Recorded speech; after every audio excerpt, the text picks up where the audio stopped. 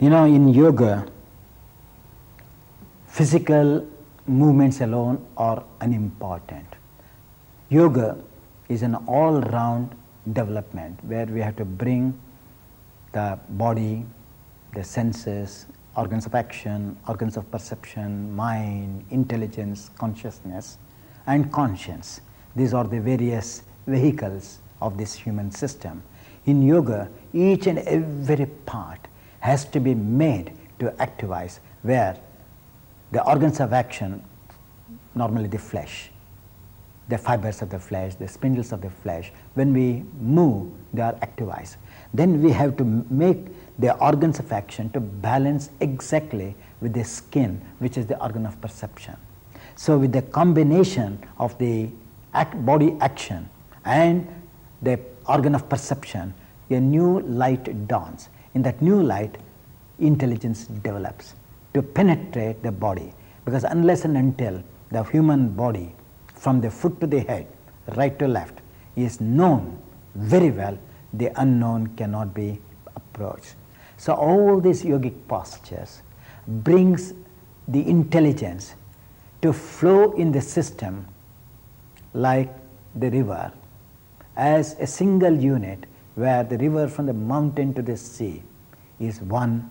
Here in these various postures, the nervous system, the circulatory system is made to become one with the intelligence, so that it is ever present as a single unit. And that is where the intelligence is brought to observe moment to moment, not only to be excited with movement, but also excited with action.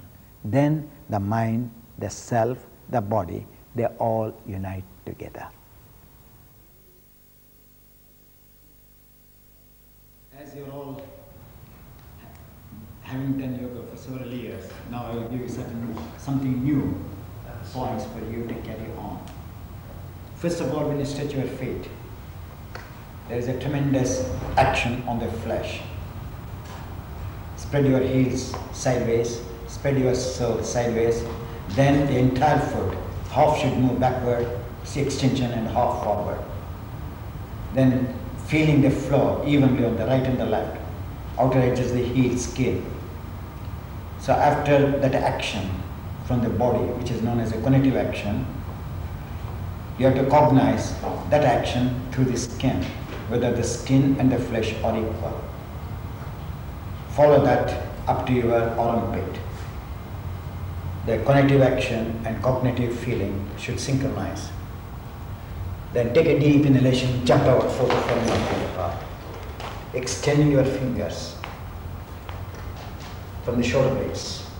Feel the cognitive action and cognitive action should synchronize. That is, physical action and perception should meet together. Then take the left foot in without turning the left knee in. Locking the left knee, turn the left foot in.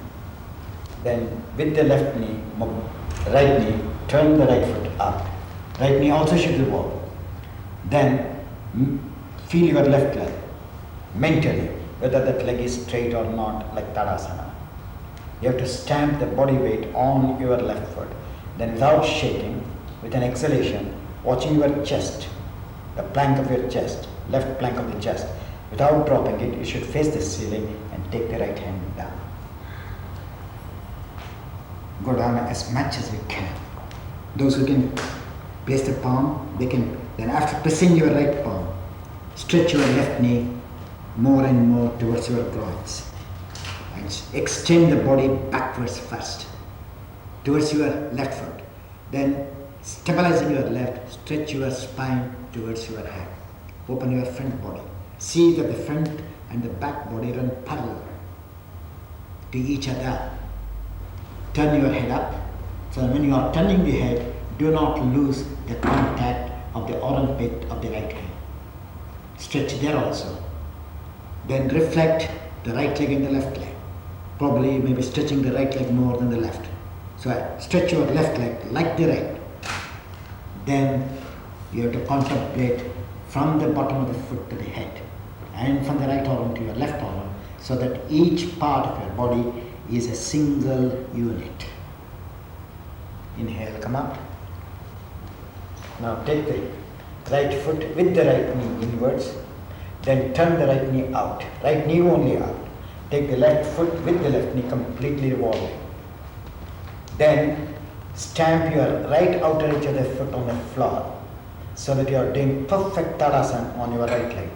The entire plate of your right heel should be touching the floor.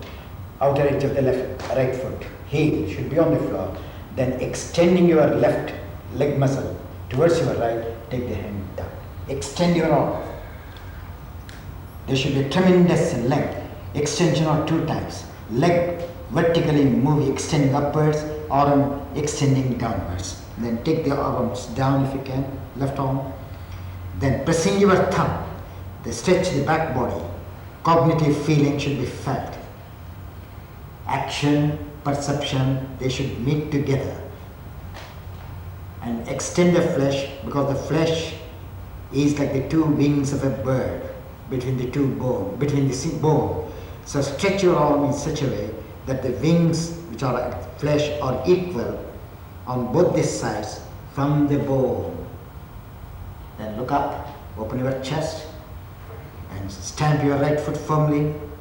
Extend your left leg from the back to the knee up to the hip. Then the entire body should turn. Turn your mind. When you are turning the body, the mind also should turn. Your intelligence also should follow the mind. Inhale, come up. Now take the foot in. Extend your arms. Feel the perfect Tadasana in your leg, though the legs are apart. Exhale the feet together. And stand in such a way that the body weight is felt not only on the soles but also on the heels, so that you are exactly perpendicular to the floor, balancing the weight between the two edges of the arch, neither forward nor backward.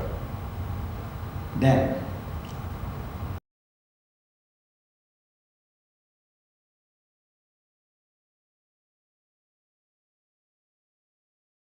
draw a line from the back consciously, and then adjust yourself connectively to the skin. Take a deep inhalation, jump about 4 feet apart. Then the skin and the flesh should run parallel in the art of stretching the leg. Cognitive, cognitive actions synchronizing. Take the left foot in without turning the kneecap. Then turn the right foot out with your kneecap. See that the top leg is parallel to the lower leg of the right. Extend your arms without losing the attention at the back of the skin, keeping your left leg firm. Then with an exhalation, as you take your right hand, though the left leg is firm, move the right leg skin towards the outer edge of the left leg. Come on.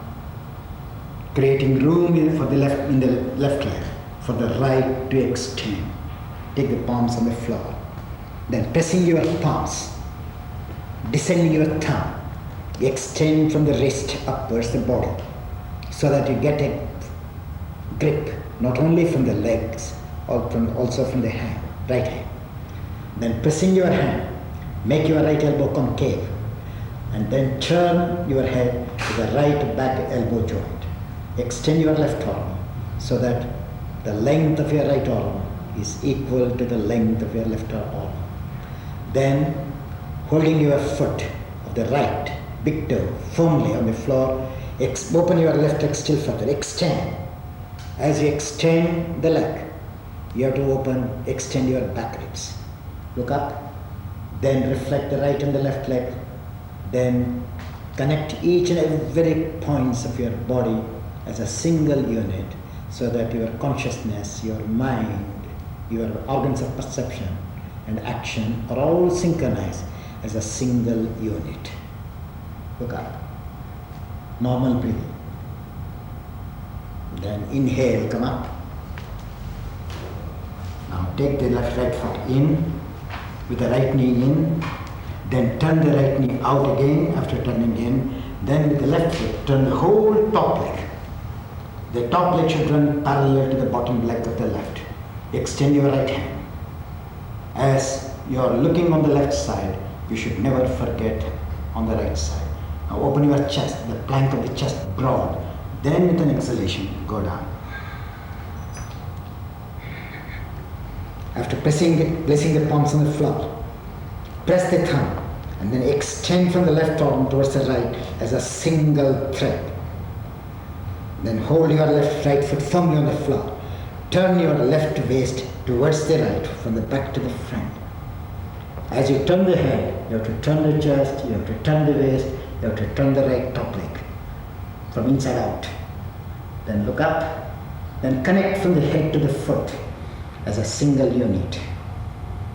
As I said before, the body, the mind, the organs of perception, all attentively observing and adjusting. Normal breathing, stay. Inhale, come up. Take the foot in. Do Tadasana perfectly, extending the hands equally. Exhale, foot down. Normal breathing. Again. Now the second pose called Utthita Parshva Konasana, where we bend on the side we do the knee, keeping it right angles, square, and then we do the pose. Take a deep, normal breathing always when you start it. Then stretch, feel the weight on the heel. Divide the arch into two parts, half the arch stretching towards the heel and half the arch stretching towards the sole, so that it is exactly on the middle of the feet, neither forward nor backward. Then take a deep inhalation, jump about 5 feet apart. Extend your arms. When you extend your arms, even the side ribs should open out. Don't stretch the hands with the collapsed ribs. Extend the side ribs. Take the left foot in, the left knee calf, firmly grip. Take the right foot out. When you turn the right foot, the inner side of the leg should be exactly in line, turning towards the foot. Neither inside nor outside, but in line to the foot. Then with an exhalation, without losing the grip of your left foot, Tadasana, bend your right leg. Don't move the chest forward. Don't move the chest forward. Just bend your knee. Go to the square so that the flesh rests on the skin of the bent leg. Then take the arm down, right arm. Keep the tip of the fingers on the floor. Then turn your stomach towards me.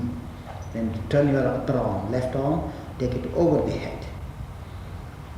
Now grip your quadricep muscles of the left leg. Then place the palm on the floor, bend your knee to form a right square and adjust your left foot to come a little nearer the right. Then extend the left leg backwards, left hand forward. Then without disturbing your arm, turn the chest to face your arm. Lock your left knee. See that the neck of the femur of the left do not move towards me forward. Keep it backward so that the bone touches the skin at the back, nearer the back skin, the left leg. Then drop your buttock bone slightly down the right, not the left. Then turn your plank of the chest, lower waist. Look up, normal breathing. Inhale, come up. Take the right foot in with the knee, then turn the kneecap out so that the diameter of the heel is maintained. Take the left foot out with the left leg. Even the top leg should revolve 90 degrees like the lower foot. With an exhalation, without oscillating your chest, exhale, bend your knee. Form a square, looking whether the square is formed or not. Then, with an exhalation, take the palms on the floor. Cup shape form. Left arm, right arm up. Then lift your foot of the left, extend the skin forward. So, then take the arm over the head, right arm. Place the palm on the floor, left. Then turn your lower plank of the waist towards me. Extend your right arm forward, right leg backward. Then connect your mind everywhere to each and every cell of your body.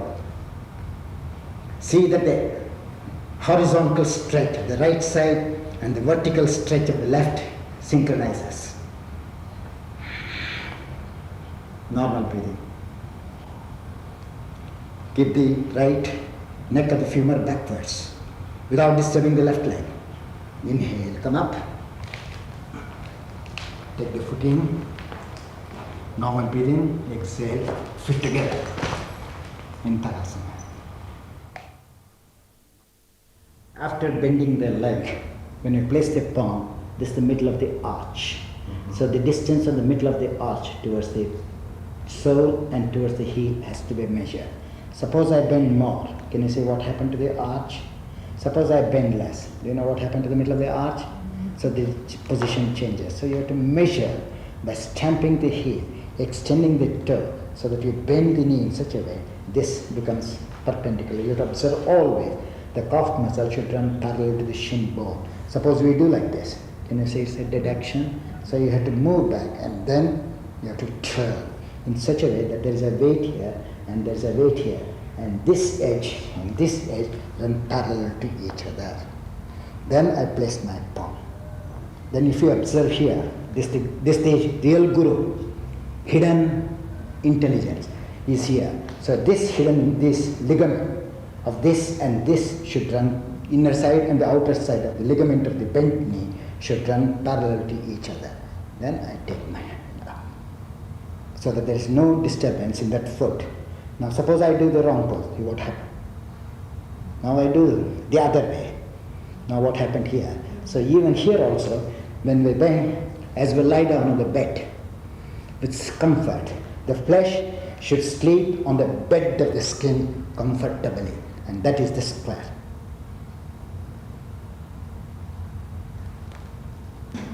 How it should be adjusted. Now I'll speak about the hind leg. Now, when we normally do that, we don't think of that big toe. We just crumble that foot and then we just go on doing. Can you see now? That's completely distorted foot. So I have to lift up, I have to adjust like a Tadasana so that the arch is open. And then I observe the height of the arch. We drop, I lift. Then in that lifting, I adjust. Now if you observe, this is the center of the quadricep muscle.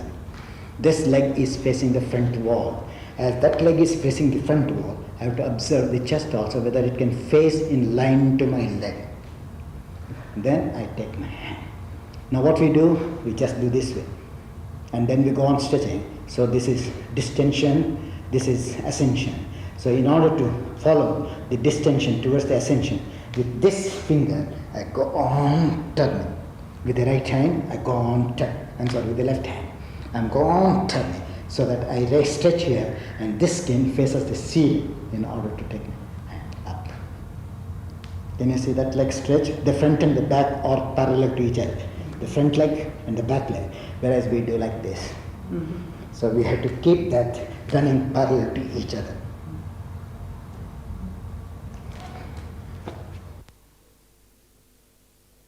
I said a few words before for Tadasana. Now I will add a little more. Look at your nails, that big toe nail, and adjust your big toe nail from the center and stretch the skin on either side equally so that you get the shape of the nail like a semicircular rotation. Join the toe bones. Then with the help of the toe bone, extend from the inner arch, heels backwards by lifting slightly. Then compress the skin, outer skin of the leg towards the bone. Then you get that straight leg. Suck in as you suck the milk through the straw. Here you have to suck your skin towards your flesh, where skin comes in contact with the flesh, not flesh touching the skin. Virabhadrasana 1. Normal breathing. Do not let loose the heels. Heels should be as strong as the sole. Virabhadrasana 1. Take a deep inhalation, jump about 5 feet. Watch your big toe, nail. Don't disturb the nails. Don't disturb them. Then extend the inner leg from the big toe, as we are all good to stretch the outer legs. Inner leg stretching is more difficult than the outer leg. So your inner leg should be extending towards your trunk. Then turn the palms outwards without bending the elbows at the back. Then extending your arms, take the arms up. Join your palms together. And when you stretch, your kneecap should never let loose.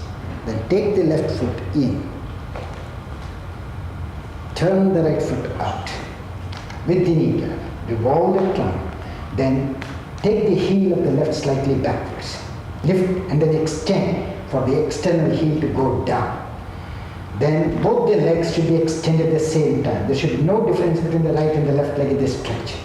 Then with an exhalation, keeping the left top leg from the knee to the hip firm, bend your right leg. Revolving, though I'm doing on the left, revolving your hip toward the left hip towards the right groin. Extend your arms straight, look up.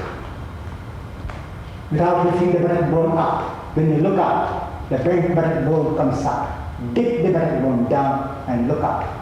And from the quadricep muscle of the left up to the pelvic ring, stretch your left leg without dropping the calf muscle. Inhale, come up. Take the right foot in. Take the left foot out. Move the right shin more deep in, and the outer shin of the left straight, because you should not drop it all. Now with an exhalation, without disturbing the trunk forward or backward, bend your knee, holding the trunk steadily. Let the buttock bone rest on the skin on the left side as you are bending. Measure the foot from the arch equally. Stretch your hands, look back. Revolve the pelvic ring of the right towards the pelvis. Keep your right leg straight. Inhale, come up. Come to the front. Extend your arms, then exhale. Exhale, fit together. I'm doing again so that you understand the right action, right alignment with adjustments. Same Virabhadrasana 1. Now, after taking the hand, when we are turning the body, we just look here, but we never turn this. So as we turn the top chest, we have to turn the both buttocks should run parallel to each other. Then when we are exhaling, this very important line which you have to observe, from here to here, and from here to here, you have to run that exactly in a straight line. Then, if you observe the arch, I have not disturbed the arch, then this leg, we do like this normally. So now how much I roll in the head of my femur to get the correct pose. Now look at that arch, the foot, ankle. We drop that ankle down. Now how I lift my ankle, can you see now? Mm-hmm. So after lifting the ankle, I turn this, and then I do the pose. Then there is no problem in that leg. Otherwise, now see, I collapse. Mm. Now the whole shape disturbed. Again, I keep my hand on my knee, lift my heel, adjust it, and open it, head backwards. And I rest that foot like Padasana, then I stretch. You can see the rotation. That is the right approach. Now, I do on the other side to show the groin action on the bent leg. Suppose I am doing this way. Now, how the behavior of my skin and flesh is in the bent leg, I have to learn that here. There it comes naturally. Here, I have to create with a thinking process. As you can see how it is moving. Now, this is the middle of the arch, this is the sole, this is the heel. So this is the middle of the arch, this is the heel, this is the sole. So this middle point, I drop it down to get the right action. There is no resistance here. So if I resist, see everything arch disappears. So I drop it down. Then from here to here, I measure to get the correct length. Now there is no strain. Now there is a strain. There is no strain. So that is how you have to learn, so that the entire flesh is parallel to the knee. Then the pose is good. Now I'm taking one leg forward, one leg backward. Now you can see the distortion of my spine. This is how we present. Can you see this bent leg spine is inside, the unbent leg spine is backward.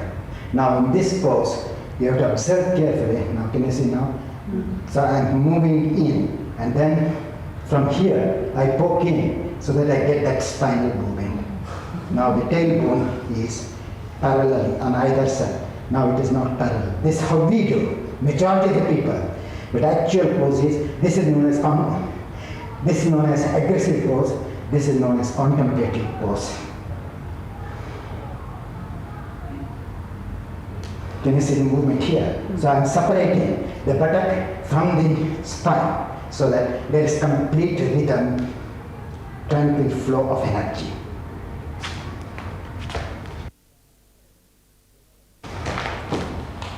Stamping your foot. Now I'll go to the final pose to explain, not to waste time. Take your arms up. Take this foot out. Left leg straight in. Now turn the top left leg towards the right leg, extending the outer right leg from the knee straight. Now ascending the outer skin of the right leg, bend your knee. When you bend, you should see that the middle portion of your leg is, the flesh is evenly distributed from the bone. Then roll the left leg towards the right leg, as if the left leg is nearer the groin. Then adjust your tailbone. So one buttock is inside, one is outside. Separate it from this tailbone. Then rest your flesh on the buttock bone. Bend down a little more, so that there should be some comfort on the bent leg. Extend your arm up to the ceiling straight. Yes, a little more here, up to here, here to bend. Come, touch me. Now drop this down without bending the knee forward. Correct. And now look up and extend the shoulders so that the fingers are gripped well. Inhale, come up. Take the foot in. Then turn the other way. Go to the pose. Now turn the right buttock away from the tailbone, and then extending the outer leg of the left, bend your knee. Inner leg alone should bend, not the outer leg skin. Firm outer leg skin, inner leg skin giving the room. Bend. Now extend your arm. Stamp your left leg firmly. The inner calf muscle should be extended towards the heel. You all bend here. You have to stretch it down towards the heel. Strong skin. Then you can stretch your arm better. Inhale, come up. Take the foot in. Exhale. Arms sideways, feet together. Good. Now all of you stretch the outer edges of the frontal leg skin vertically up, and then turn the back leg muscle towards the pubis, extending this leg. Now with an exhalation, without disturbing your chest, bend your knee. Now just I grip and show you. Can you see? This is the correct action. This is the correct adjustment.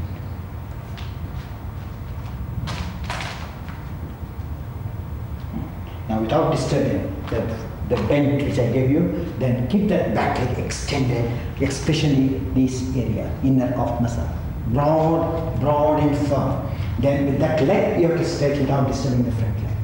Now revolve the hip more and more. When you revolve the shoulder blades, also should revolve with your hip movement. Come on, a little more, correct? Elbow straight. Whenever I say elbow, the elbow is here, not here. So back of the elbow joint. Stretch out. Inhale, come up. Now take this foot in, turn the other way. Turn the left foot and revolve the right hip towards the front. Go on, revolve it here. Open the chest. Now with an exhalation, keeping the ribs lifted up, bend your knee. Very carefully, see? Correct? You should feel the way in which I adjust. How you feel the weight on the leg. You have gone too much forward. This leg should move back. No. Forward. Now drop this muscle. Well done. Now, with an exhalation, let loose here. And then turn the waist more and more. Turn. From here you have to lift up your hands. Descending this, you have to ascend. Descending the bent leg, flesh, you have to ascend the trunk. Normal breathing. Normal breathing. Inhale, come up. Come to the front. Extend your arms. Exhale, feet together. Good. Well done. What I did on your chest, I'm going to show on my chest. After bending it, when you lifted the hand, I said this should go down, this should be lifted up. Now without disturbing, see how I puffed my chest without the breath. Not, I'm not say, I'll exhale. I puffed my chest so that I know how to lift the body. So that is going down, from here I'm lifting, from here I'm dropping down, and that is the correct action. Now sit chest. Then I turn such a way that it is completely parallel. Then I come down. And when we normally do it, when we bend our leg, we just drop the chest. Can you see how much we collapse? So you have to go on ascending. So in that ascension, you have to go on bending your leg. That's the correct action.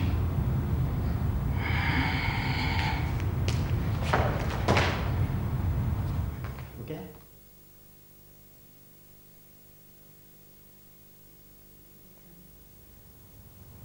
You know, yoga, no doubt,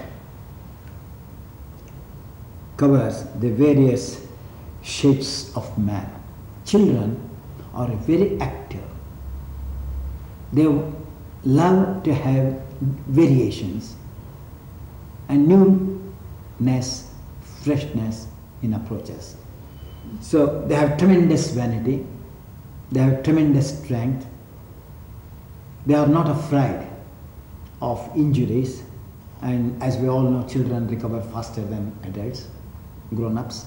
So naturally, when we have to teach children, we have to see that the child do not get bored by the art. So we have to keep them alert, active, so they need speed, they need strength, they need speed, and they need variety. So postures have to be changed in such a way so that they feel moment to moment the freshness in what they are doing, which makes the children get interested in this art. So we have to treat them in the beginning only on the physical level, because they cannot go beyond the body. Then they learn the physical movements. Then when they are grown, say age of 16, 17, then we can speak to them about the mind. Then when they are growing a little more, then we can speak to them about the self. So naturally for children, we have to pay attention to the well-being and the speed, the variety to be introduced. Then they love yoga, because I am teaching children from the age of 6 to the age of 13, where I've got about 80 to 90 students on weekly classes. Believe me or not one student leaves the hall even though we teach them non-stop for 2 hours. That shows that we have to ignite interest in them. So art of igniting interest in children builds them to become something, to develop their personalities when they grow. So that is how we have to teach children, giving them varieties and speed. They are full of vanities. Remember that also. Children are full of vanity. As such, the exercise should be of vigor and vitality, not soft flow movements which does not attract them at all. So that's all the change which we have to do. Now, it's not just the pose, what you do is important, how you adjust the pose. Now when I am doing the Virabhadrasana too, when you have to observe the length of my chest, follow, and you have to observe the length of my bent top leg and the bent bottom leg. The top leg should be always run parallel to the bottom leg. So most important is to observe here. We should never move this forward skin. So this skin moves backward, this skin moves forward with the flex. That is known as cognitive action guiding the cognitive action. So when we do like that, it's the cognitive action, there is no cognition. So you have to work the skin so that the skin is made for the flesh to move in line to the skin. So this is known as this, and this is running parallel to each other. Then the attention is here. The gravitational pressure is here. In the gravitational pressure only, and the opening is here. Can you see? Now, if there is a close-up, it is gone. So you have to wide open here. As you wide open this side, bent leg side is easy to wide open. But on the straight leg side, it's very difficult to wide open. This is the pubis. So you have to observe the length of the pubis, and you have to, this is a round pulse. Can you see the pubis? Mm-hmm. So you have to have measure from here, and that is not mental action. Then you have to come up. Now, in order to make you to understand, as you see the inner side leg, it's very difficult to understand in this, the outer side leg. Here, in this pose, when we do, the outer side leg, bloats out. So this bloating of the leg when you bend has to be known to control. That's why I'm turning myself in order to show you. Now I'm jumping. I stretch. Now I do the way in which people do. They just go like this. Can you see the thickness of this? Mm-hmm. So this is known as bloating sensation. So this flesh is bloated. So now, how to know? Now see, this is just concave, I think. Follow now? Now this is convex. So I keep in the beginning again the whole flesh slightly concave, suck into my body, then I go on bending so that, can you see the thinness here? Yes. So I make that flesh thinner and thinner, and then I adjust. Now, if you observe this buttock, this is how we do it normally. Now, how to separate from here? Now, see this, there should be a tremendous space created here. You see now?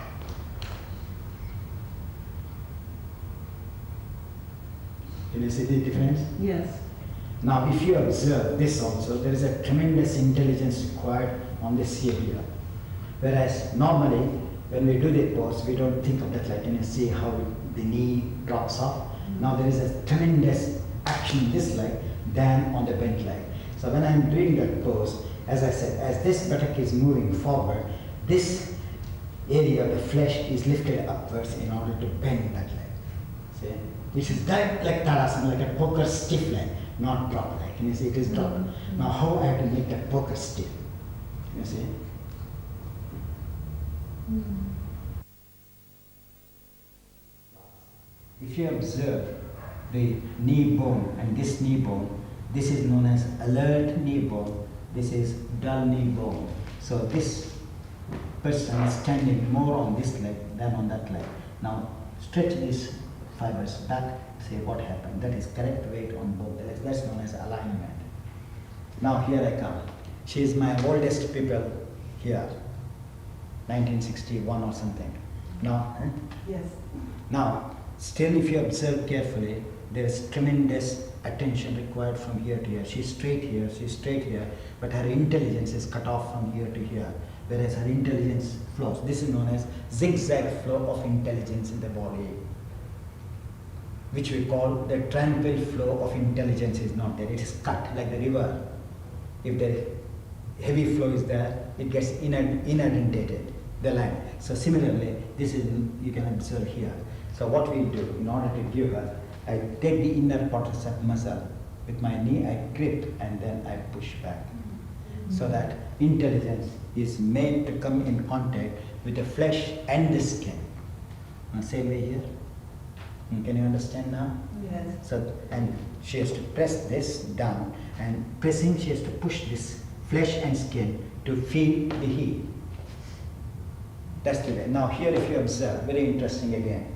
If you observe carefully, if you, this top leg and bottom leg, her bottom leg is thicker, so why should it be thick? She is very good, except that these ligaments she has to turn towards the kneecap.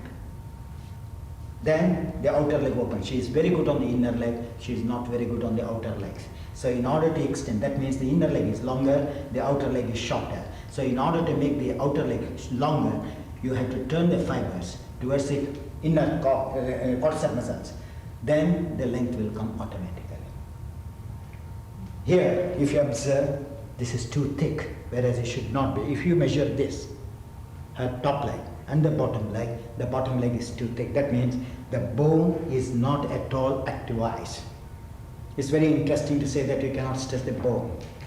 Now, by pressing this bone of the heel, now see what happened to her bones. So it gave room for the flesh to become alert. So now push, that's the correct way of standing. Now the folding of the skin disappeared. Now the skin is also as active as the flesh. That is known as Tadasana. Now Virabhadrasana, take a deep inhalation, jump about 5 feet apart. Take the right foot out, left foot in. Now when you are turning, you have to be very careful on this. We are very good to stretch. This half the arm stretching. What about the other half arm?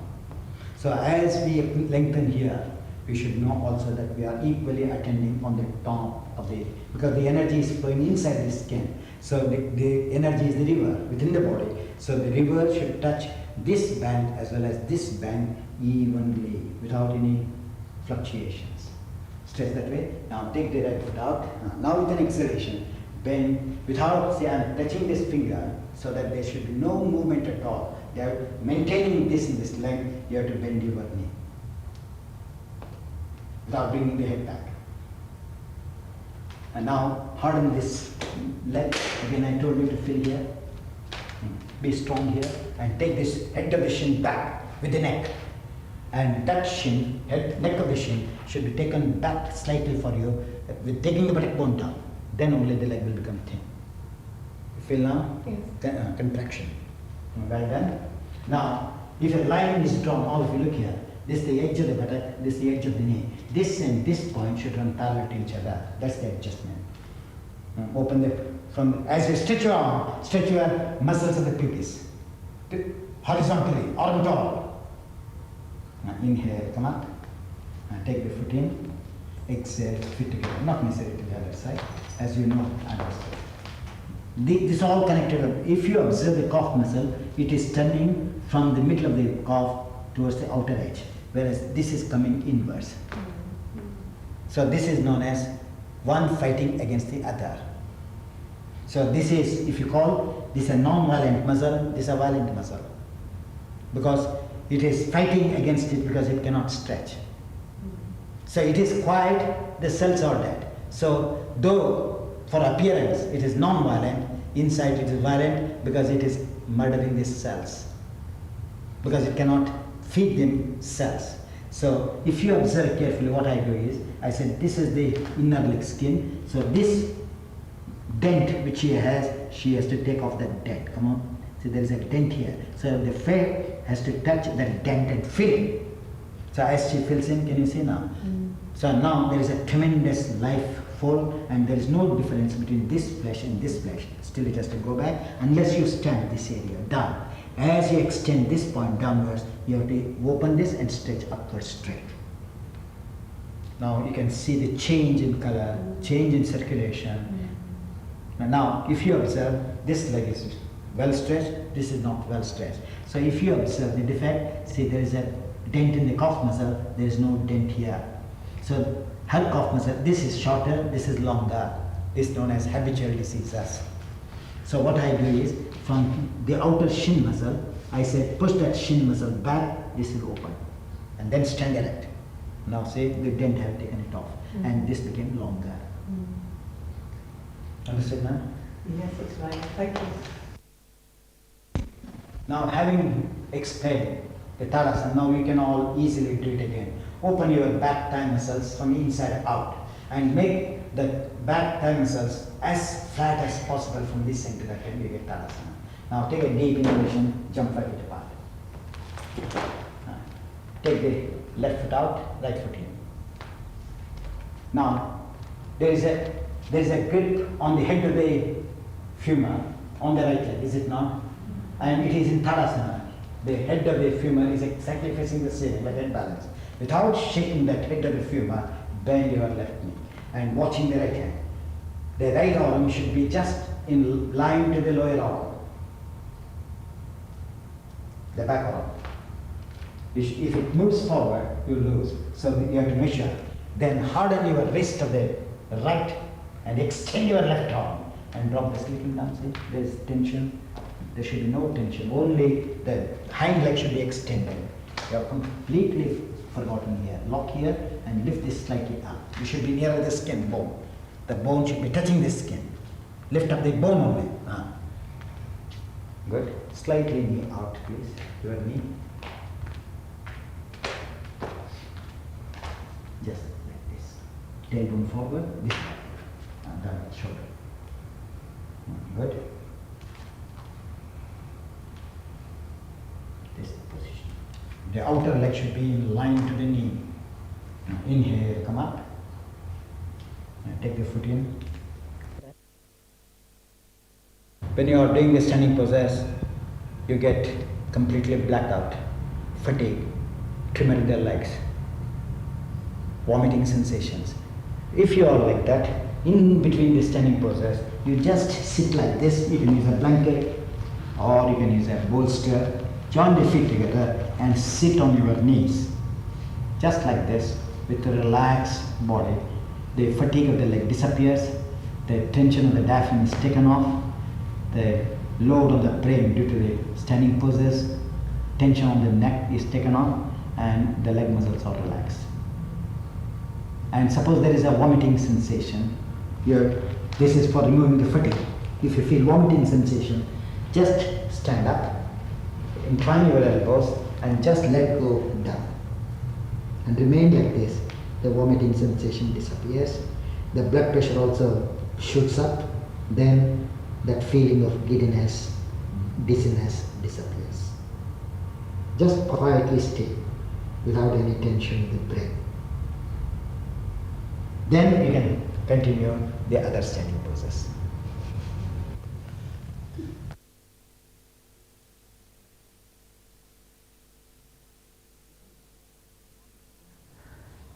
You know, it is a common belief that we think that as we have grown, we may not be able to do it. Nobody realizes that the I, the me, the pronoun I, the pronoun me, the pronoun you, the pronoun thy has no age. The self has no age. So it is the mind which introduces fear when the person has grown.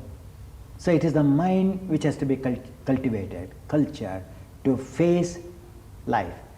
As such, there is only for good things or right things people ask about age. Is there an age limit for sex? All are interested, even though they are grown-ups, they are old, but the temptations are there. Similarly, why they should be afraid of doing yoga even if they are grown?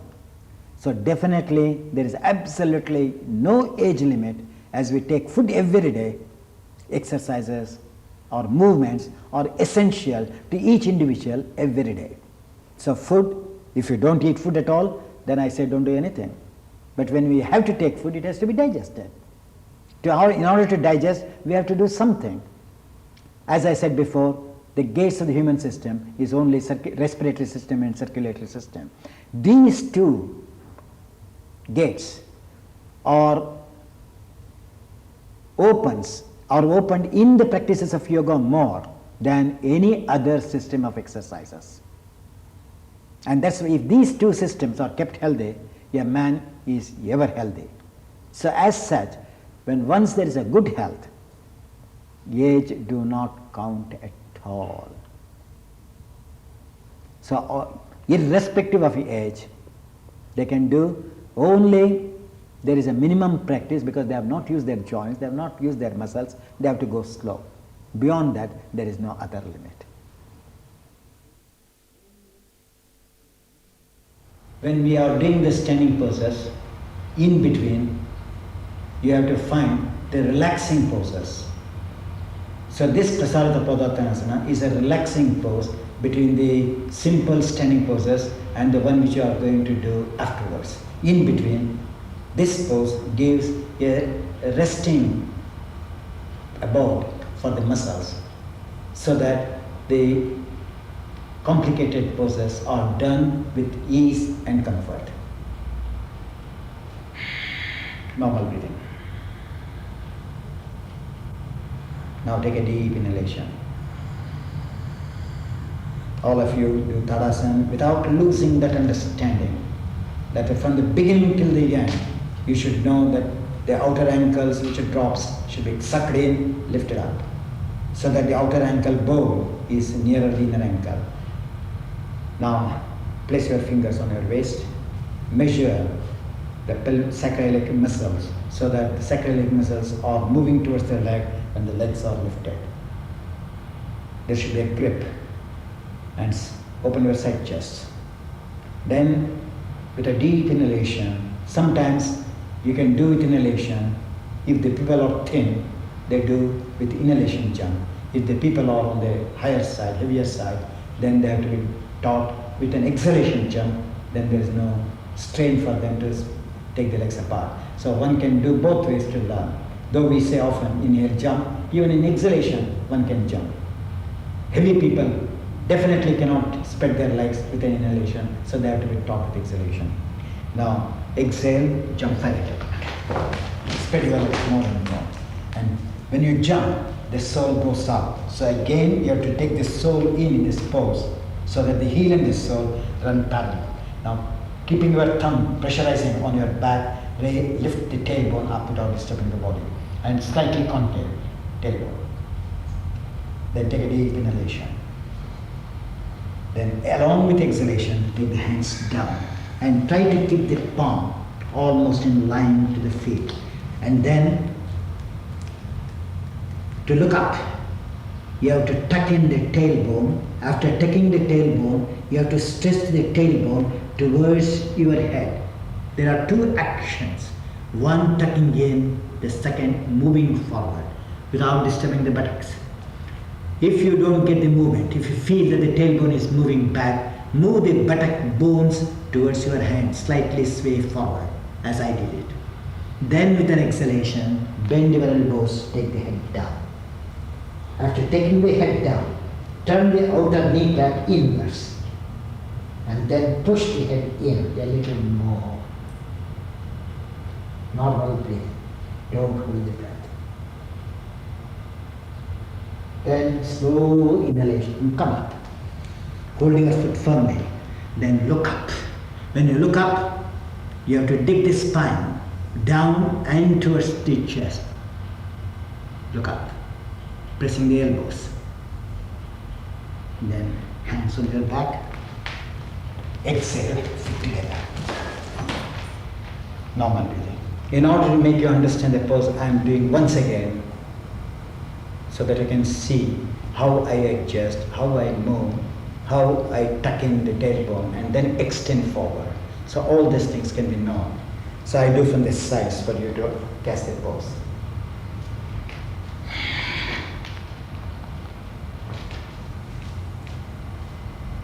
Now, after placing the palm, when we place the palm, we make our back convex.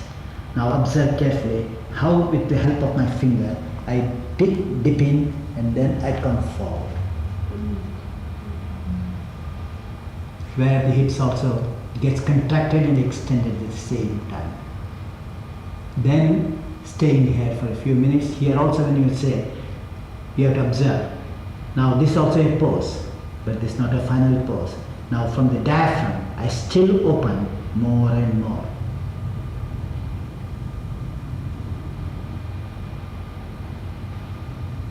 Then with an exhalation, I go down.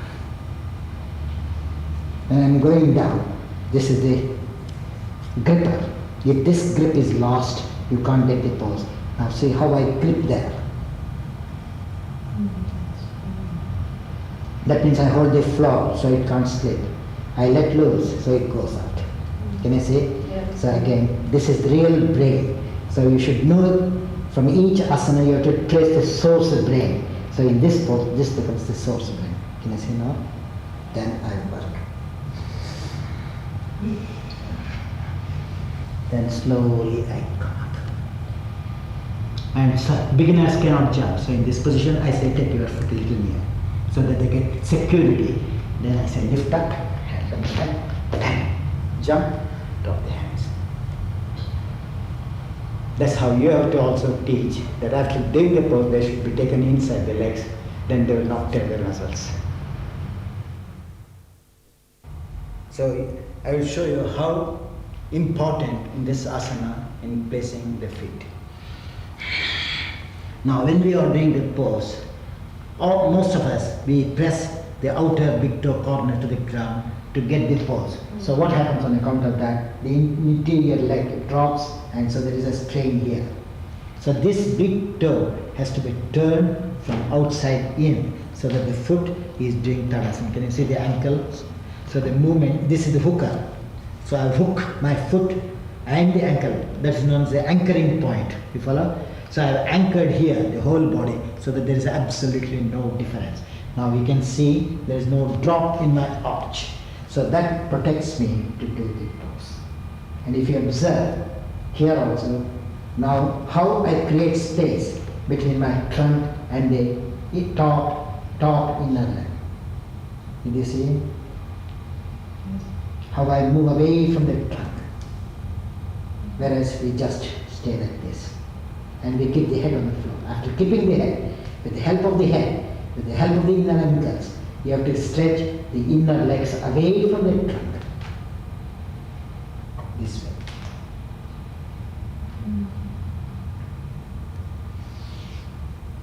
Then you have to take the foot in to get the confidence to stand up. Okay. Now I have shown you, I have made you to do. Now, if you have got any problem in this pose, I would like to correct it so that you can also know, others can, participants also can observe and they can learn. Any problem? I find it difficult to get the upward movement. Can you of the come here? table. Can you come here and do the pose?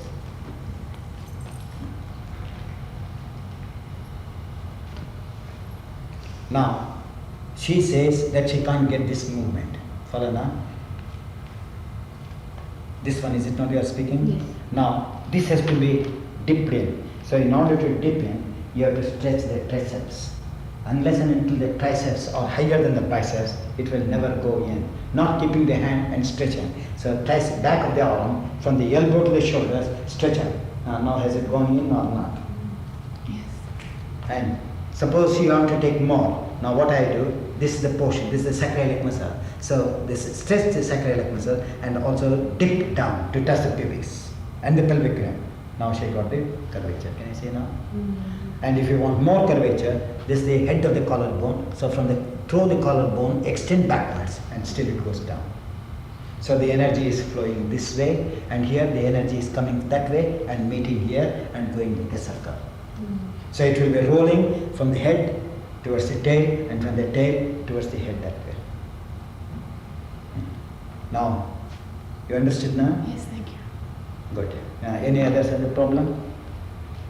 So that I can guide you?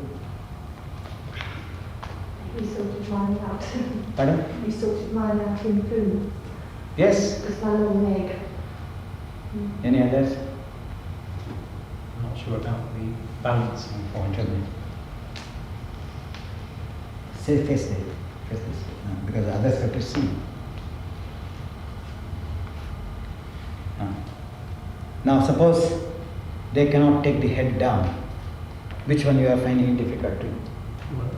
Wondering where the balance is, of how far back it is to Balance in yourself or in teaching or in doing?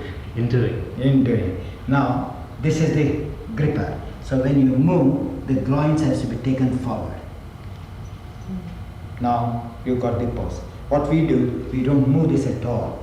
There is a mobility, a stability and mobility go here together. This is completely stable. Only there is stability and mobility. So in the stability, you have to move forward. Then the head goes in. Did you understand now? You got it or not? Yes. And those people who cannot do it, those who are afraid, for them we keep their hands here, so that they are more confident and the head goes down. For stiff people, you have to teach like that. So keep their hands a little forward and then they can bend very well. And then what we tell them is, with the help of the palms, they have to learn to stretch the inner thigh muscles towards the groins. So the inner thigh muscle should raise the groin higher and higher, outer groin, outer groin. Now see there's a movement here, hold pose, again do what you are doing. Can you see? It's dead. Now from the inner thigh muscles, lift the groins.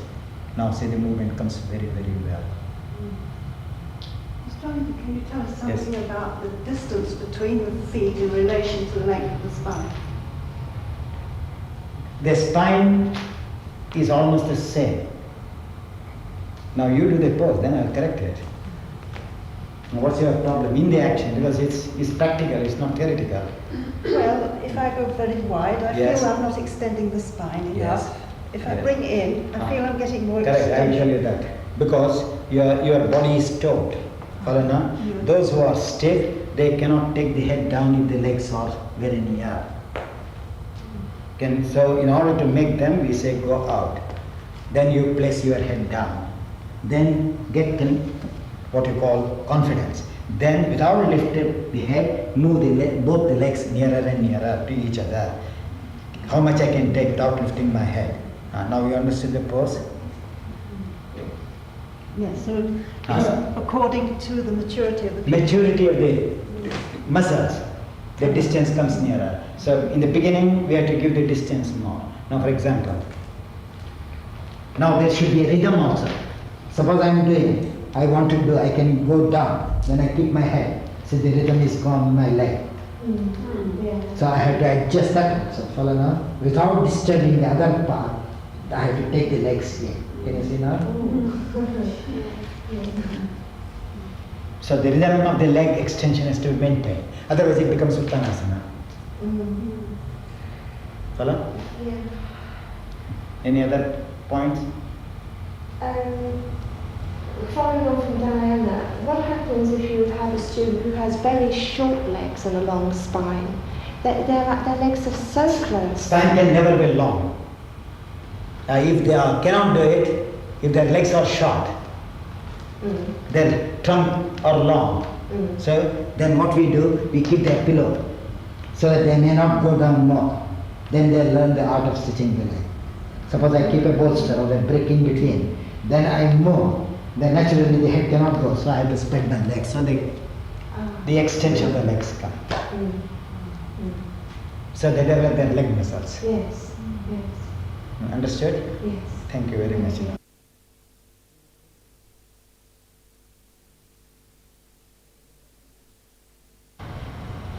Take a deep inhalation.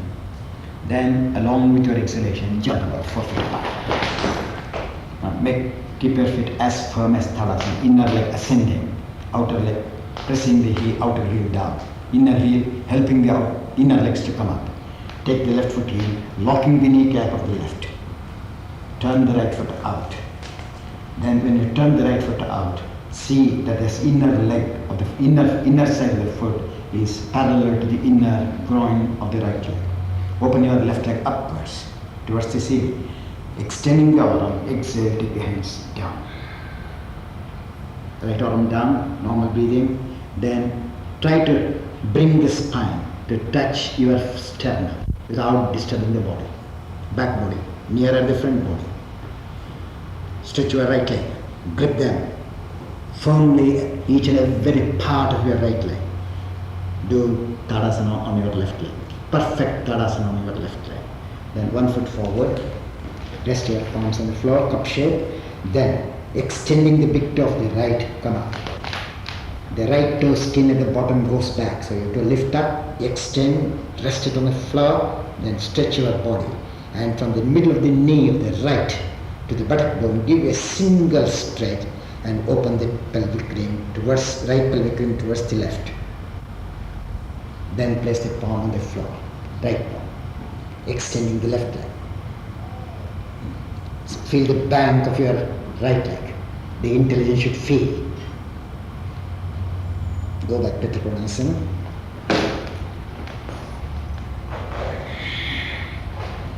Inhale, come up.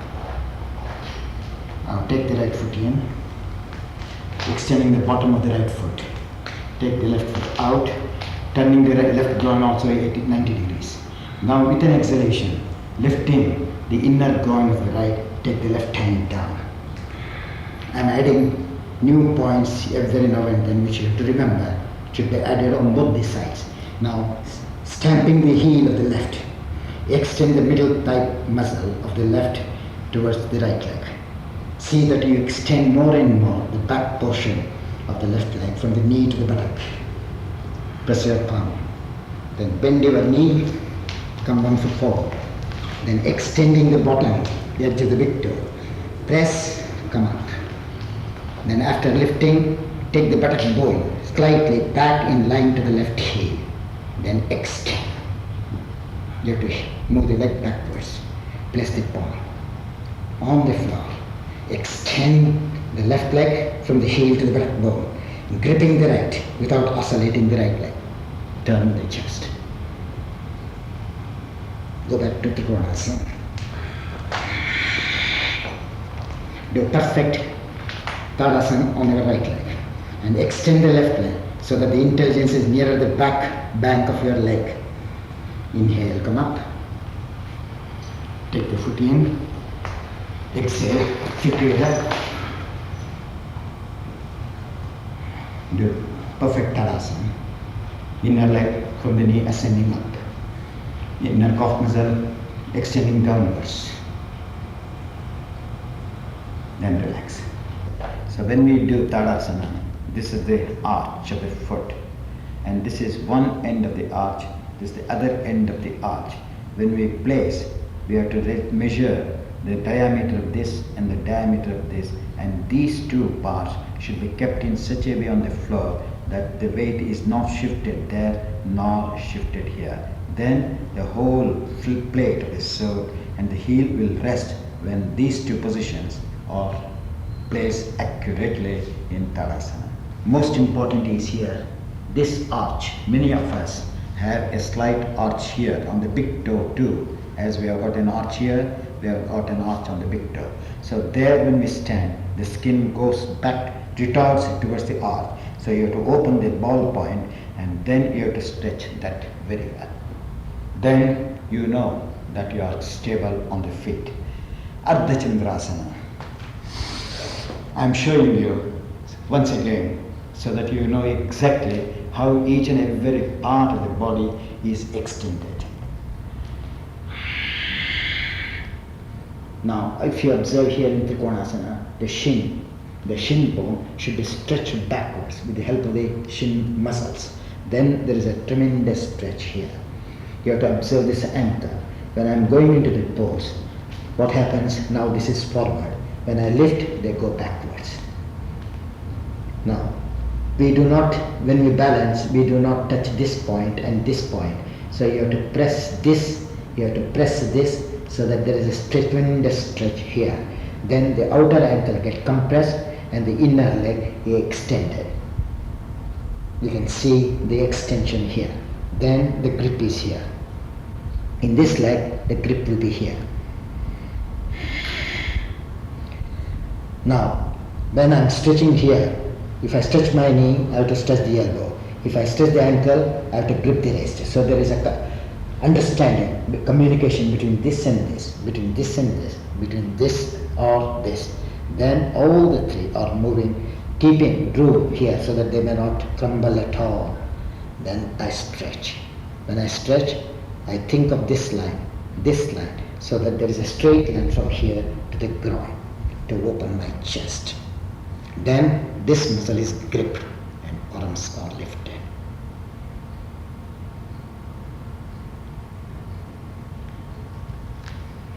Did you all understand? Now, when we do the pose, when we go like this. And that's how the wrong pose comes, because there is a fear complex. So on account of that fear complex, we move the skin. This is a wrong pose. So what I do with my hand, I lift it and I stretch the arch.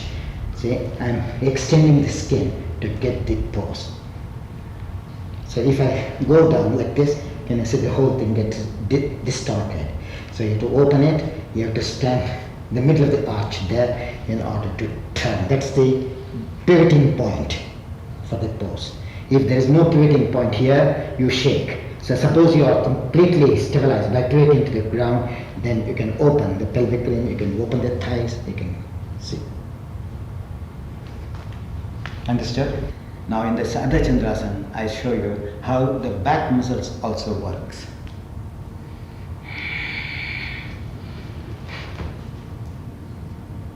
Now when we are doing, some of us do like this. Can you see this buttock, this buttock? We stretch the hands, we don't know which side we are. Now you can see the distortion of my buttock. Now how I correct it. That is known as bringing that to the conscious level. Whereas somebody may go this way, somebody may go this way in the stand. So from here you have to feel the lift, accurate lift and accurate contraction of the flesh. Then when we do the pose from the back for Ardha Chandrasana, this side of the back is very important. So when we do the pose, whether it is Trikonasana or Ardha Chandrasana, we just go down. Whereas if you observe this point, the extreme plank of the top chest, torso and the bottom plank, they are not parallel. Now from this finger, middle thumb, I push back and open my skin, you can see. Did you see the movement there? Then that is the trick you have to get in Ardha Chandrasana. So you have to start from Trikonasana so that the Ardha Chandrasana is built up from Trikonasana alone by moving this lower torso plank towards the front body. So when I'm moving that, see this also opens. One is coordinating that. Suppose I close this, I can't move. So as this is moving in, this moves out.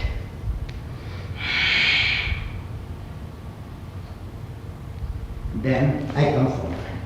I place my finger. I stamp this area. I observe all these things. Then I take the pressure on the toe to get the balance, tip of the toe. Then I push back so that the weight is taken off. Then I turn here. When I turn here, see the opening here too.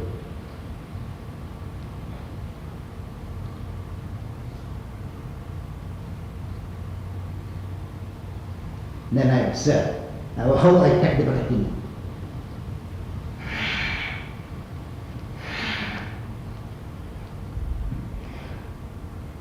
Watch carefully.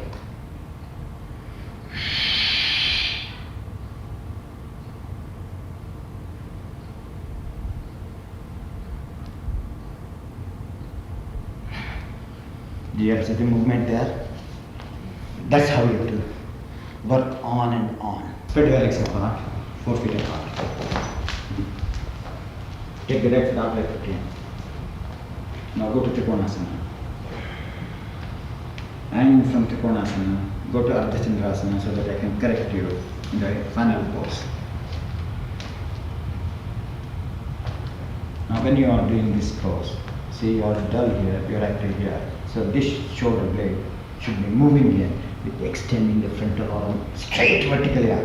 And the right arm and the right leg should act as a anchoring position. Now you have to turn back a little more. Pressing the big toe, see the arch of the big toe, open and grip it. Stand the inner edge of the foot to extend the leg straight.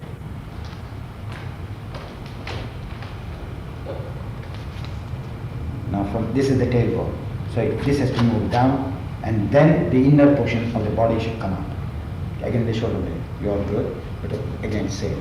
Take that down. Now extend in your mind. See both of you. The moment I touch my finger, you are posing pose. Stretch. That way. Understood now? Yes. Now slowly go back to Trikonasana. Inhale, come up. Slowly inhale, come up. Take the foot in. Exhale, put together. Now you put it down. Take a deep inhalation, 4 feet apart. Take the right foot out. Now right foot in, left out. Now with an exhalation, take the left arm down. And when you are taking the left arm, from here you have to go on extending so that there is a tremendous Tadasana in the arm too.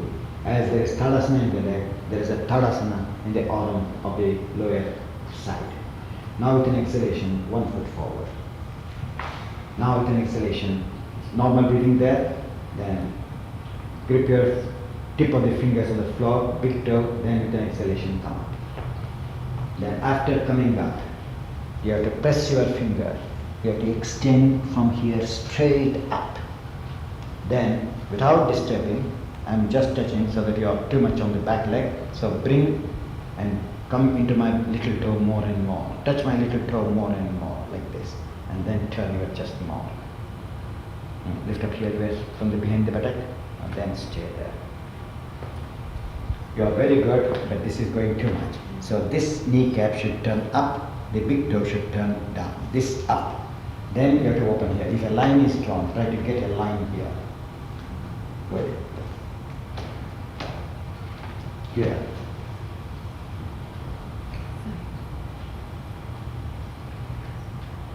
From here to go. Stretch up like Karasana here. Can you balance now? Without losing the pose. And stand indirectly to the heel. Then you get the action.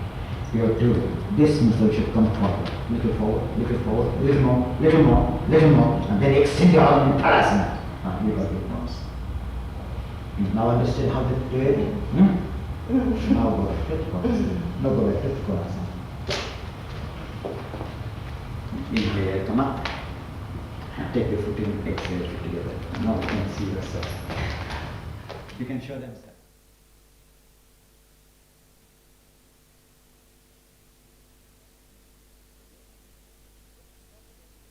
Yes, except fever, whether it is functional disorder or organic disorder, yoga plays a tremendous role.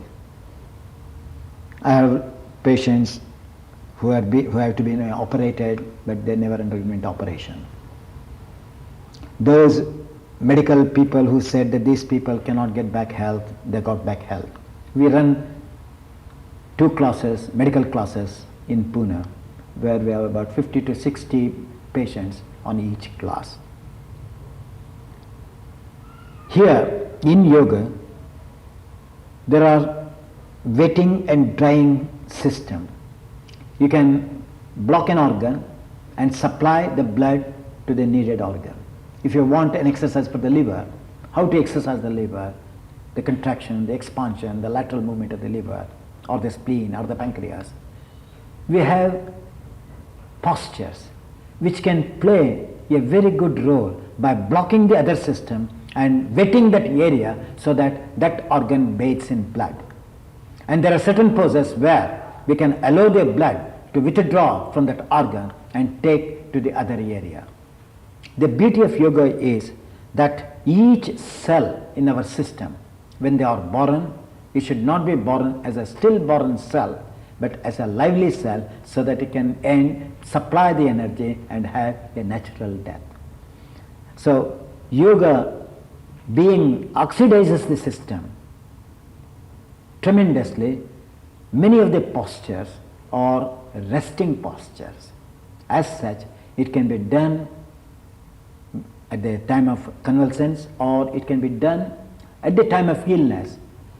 If you are made to lie on the bed for 10 days or 12 days, we say you lie down on the bed, lie down in this position, so that the kidney gets a sufficient supply of blood, or the heart getting sufficient supply of blood, so that the organ is made to become healthy even in that position. We just say, instead of lying down, lie this way. So that is how yoga is done, because yoga are postures. They are poses. So posing, you instead of posing sleeping in a sleeping position, we say position this way and you get the benefit. That's why it can be easily taken and can be practiced by anyone without any fear, provided we know what to do according to the conditions of the individual's health or individual's disease. I have treated for nephritis, children suffering nephritis. So we supply the blood to the kidneys by blocking supply to the various areas, because when we do the certain poses like bridges, the bloods do not supply to various areas. It's all accumulated in the blood, in the kidney, which makes the kidney to activize. So also extension of the liver, rotation of the liver, where the blood is drawn to that area. Like that, each organic, yoga is not a physical exercise, yoga is a physiological exercise where organically they work more. And that's why it's very good to take even at the time of convalescence. I have seen that even if the doctors have to operate, they send me So I train them for about 2-3 months, and the patient, after the operation, recovers within 10 days. That means the area which has to be operated, by teaching certain poses, we take off the stress on that area. As the stress is taken, naturally the operation will be successful. The doctors say I was successful. So that is the beauty of yoga. Only one should know exactly what to give, how much to give, when not to give.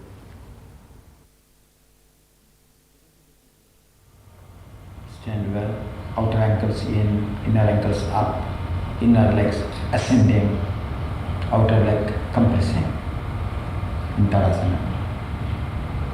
Extend your big toes towards the tip. Don't take towards the foot side. Take a deep inhalation, exhale about foot apart. Take stamping the foot firmly. Take the left foot in with firm grip of the kneecap.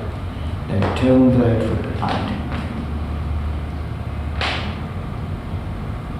Now with an exhalation, you have to bring the opposite arm towards your right hand. Exhale, turn.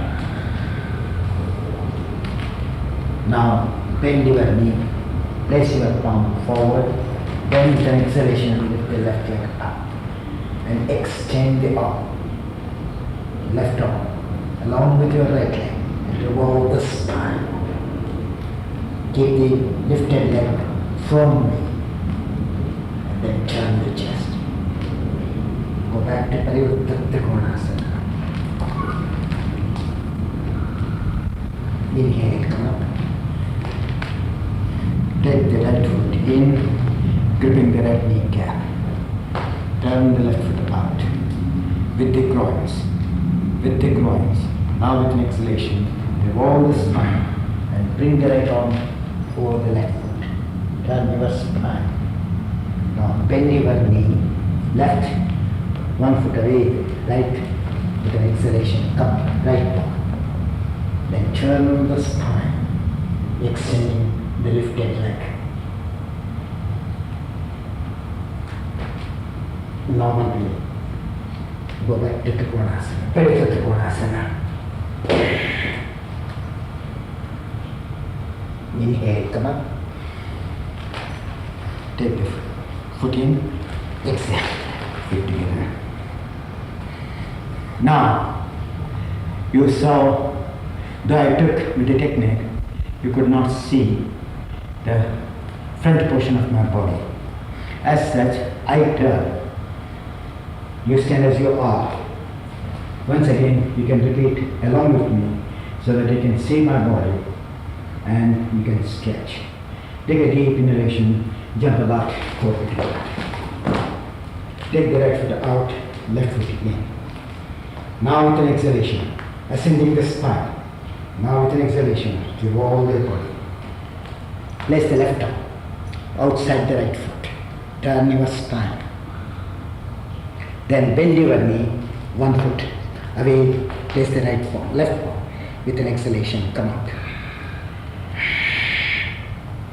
Turn your spine, turn your stomach, all of you, more than the chest, keeping the lifted legs stable. Go back to Trikonasana.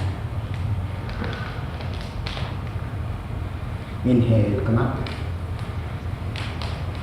Take the right foot in. Turn the left foot out. Lift the tailbone up. Back in and up. Now with an exhalation, revolve the body. Take the right palm outside the left foot. Bending your left knee. Bring the right palm one foot forward. Then with an exhalation, stretch your leg. Lifting the right. Turn the spine.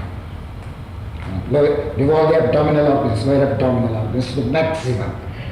Towards the front. Keeping the lifted leg firm. Go back to Trikonasana. Normal breathing. Inhale, come up.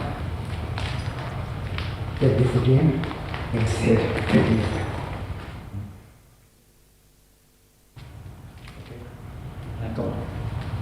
Go to the final pose. You go to the final pose. Now I will correct it. Parivritta Ardha Chandrasana. Now turn your chest. Good. And be strong from here. Good. All of you good. Now turn your chest. Be strong here. Slowly go back to Parivritta Trikonasana.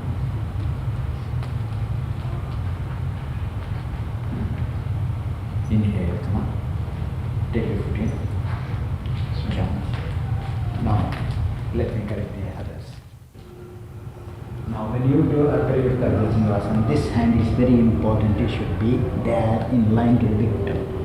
Then you have to turn your armpit, lift up the armpit, and grip. Actual balance is from here.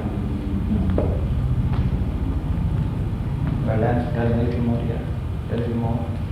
Shoulder blade leg loose, and then from the inner shoulder blade lift up the body. Extend the lifted leg. Now when I say extend, the back leg is extended, the front leg moves towards your trunk. This is a circular action. So quadricep muscle moves in towards your hip. That way. Go back to Parivritta Trikonasana. Push the hip backwards and chest forward. Inhale, come up. Now take your foot in, exhale, put together.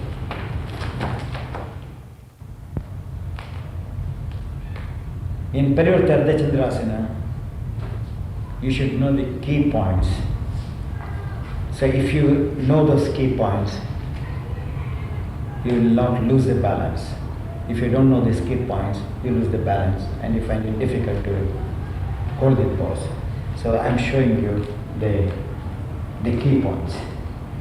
So when I'm doing the Ardha Chandrasana, when I'm taking the hand, this is the frame. If there is a slight looseness, the whole thing becomes very heavy and you cannot lift your leg. That's how it comes. So you have to be very active on this outer quadricep muscle and you have to grip it firmly and the leg has to be lifted from that area. Can you see now? Some people will go like that. Can you see now? They feel he is above like Aisha's because the quadricep muscle lost its grip. Now I grip it, quadricep muscle. Can you see the heel came down? Then this is another leg. We drop it. So you have to bring this knee bone almost inside in order to get the pose.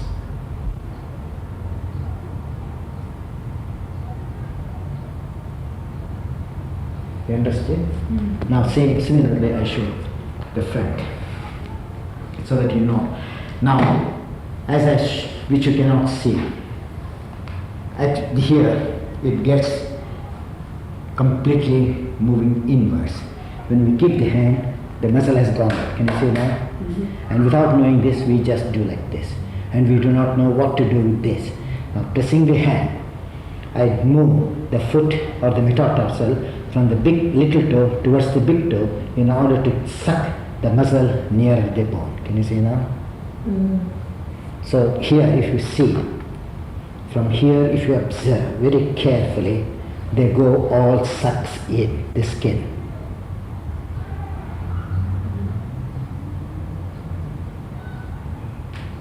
Quadricep muscle of the lifted one should be parallel to the ground. That is the secret. And here also you can observe. Now what we do sometimes, we just keep like this and do it. So this elbow also should be observed to run parallelly from the front to the back.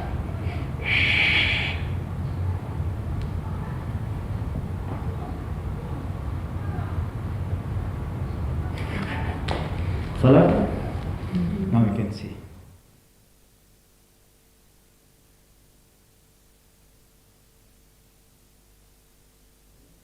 You know, whenever we do Tadasana, there is another hidden point which many of us will not be aware of. If you observe here, this part dips in, so you have to bring it out towards the opposite ankle.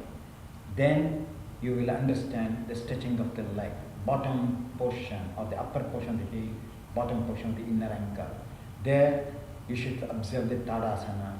It's very difficult to do Tadasana. That means from here to here, from here to here, if there is a slight circular drop, one knee goes out. So to bring the knee which is far away from the center, this is the break. So you have to move the skin downwards and you have to compress the inner plate of the between the ankle and the heel. Parivarta Trikonasana. Normal breathing. Take a deep inhalation and jump along to exhalation. Now take the left foot in. When we take the left foot in, you should become aware of this portion. Without collapsing this, you have to take that in. The groins, the hamstrings. Then turn the right foot out with the top right leg revolving.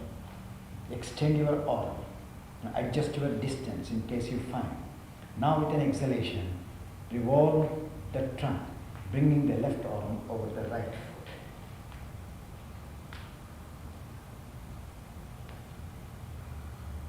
Now, take the left hand slightly back towards the back leg. Then pressing the thumb side and the big toe of the right and the thumb of the left, stretch both the arms. Do Tadasana with your right leg and left arm. Then extend the body as if you are doing Tadasana on the hand also. Then grip your quadriceps of the rear leg. Grip it, turn.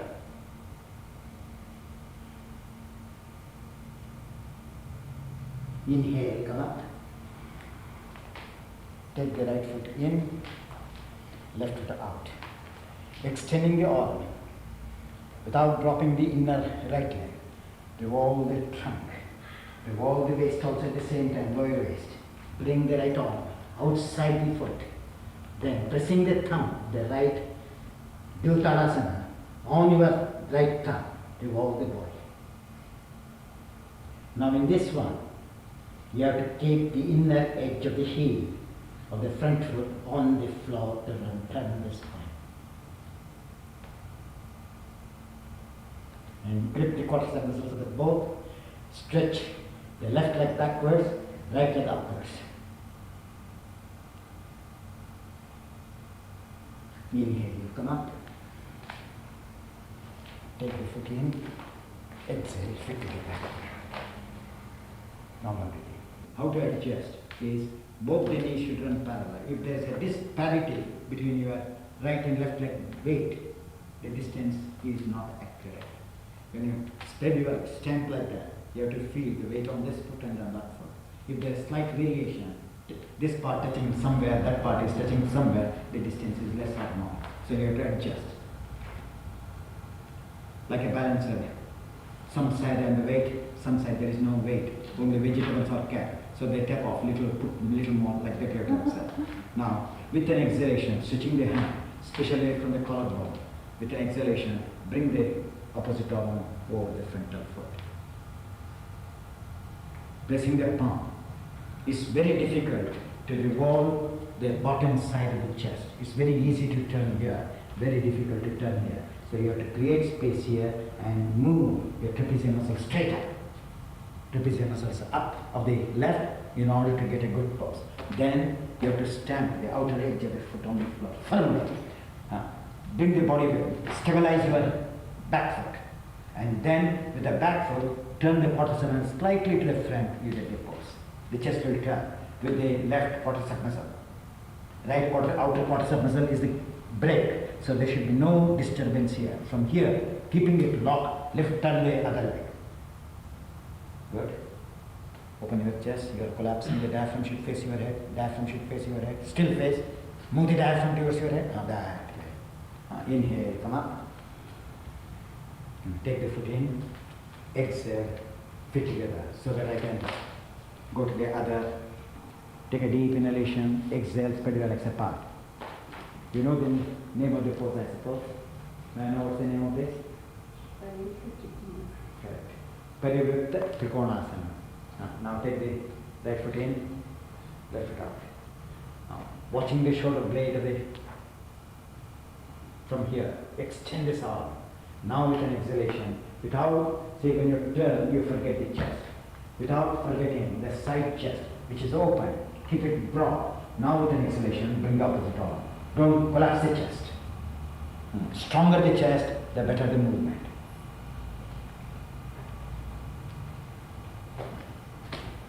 Pressing your finger now.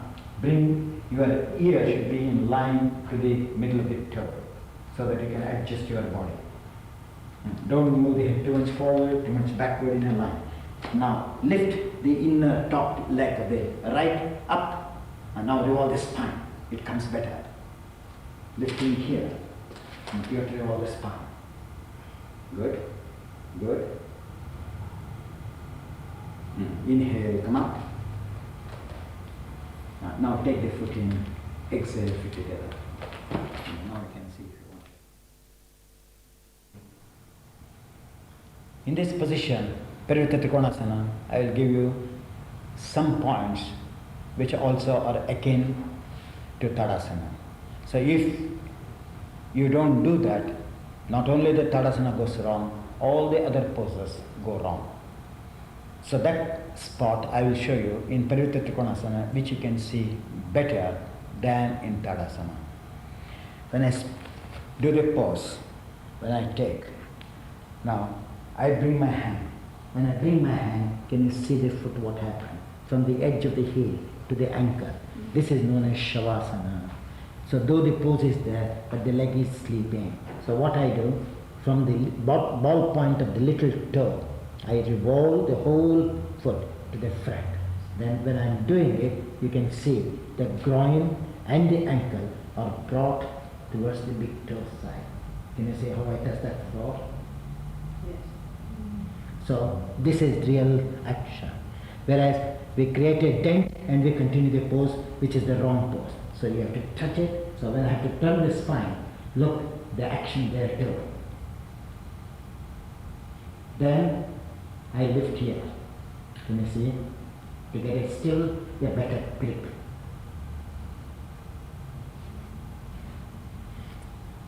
That is the brave.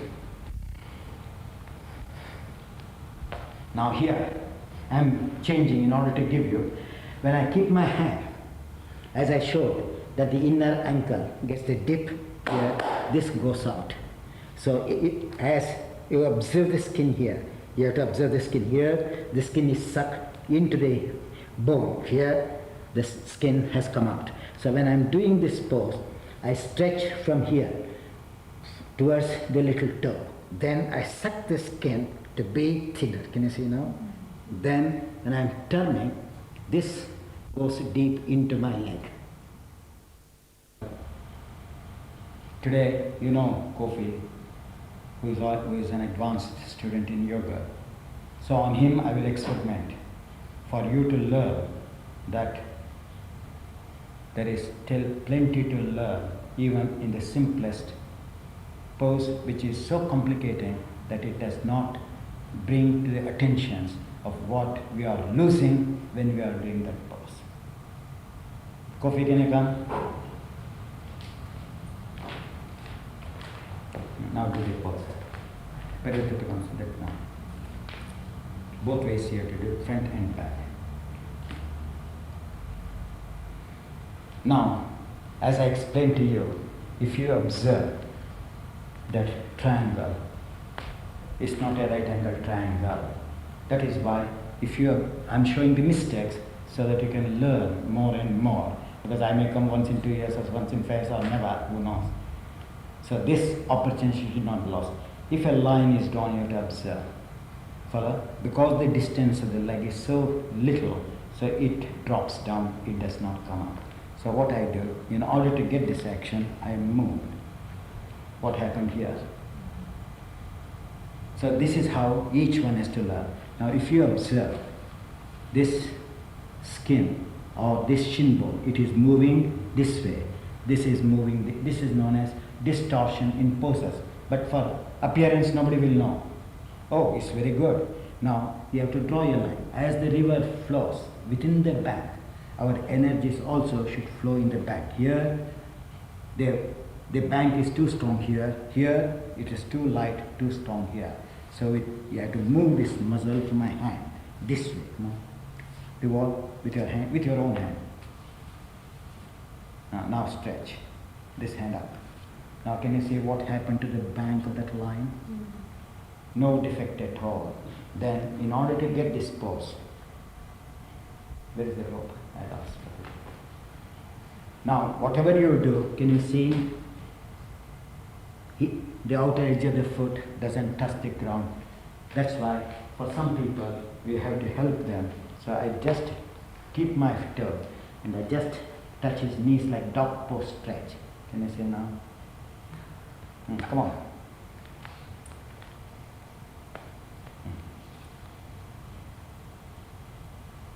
Now because I am gripping this, he can stretch this leg more. See the bend. So it's not at all, it is Parsvakonasana leg. In Parsvakonasana you bend right 90 degrees, right? Here even 10 degrees is gone. Now stretch that leg. Now he can't stretch that leg. Now same way I will show. Now come on, take the support of that rope and then come with the rope towards me. Can you see the stretch? So many things are hidden which will never come to the surface unless and until we notice these things. Now the other way, sir. Facing to me. Now this is for everyone to learn and showing. Now. Yes. Any side you can do, that's not matter to me. Now if you take a line, see how strong we are here, how poor we are rotating here. So sometimes as a teacher, we just put the rope like this. Now what he does with his hand, I will help him to get the action. And now he can turn anyone. Then after giving the intelligence on that part, we take the rope, now he can turn that more. After turning, this leg should be separated from that leg. And actual balance is on the back groin here. The more he stretches the back groin towards the right leg, the better the pose. Come on. Can you see the rotation of the spine? So that is how one has to go on learning non-stop. Otherwise we think that we know, then we are lost. Now come on. Okay.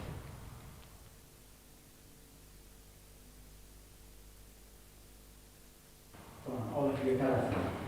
Turn the outer legs inwards. In Tadasana, always this should turn inwards, which never turn. Only lower legs we turn in. Top legs we never turn in. We allow it to go out. Turn the top legs in. Blow in. And now take a deep inhalation. Exhale, jump over for it. Take your arms up. Take the left out, left leg. Take the left leg deep inwards. Now bend your knee. Rest your chest on your thigh. Wait a while, normal breathing. Now, pressing the big toe of the right, extending the left big toe away from the body. Come on. The left toe should be very heavy, not light. If it is light, you can feel shaking. Head down or the side. Now stretch from the arch the heel backwards so that you can stand longer. Turn the left toe to face the floor. Extend the leg backwards, arms forward. Go back to Virabhadrasana.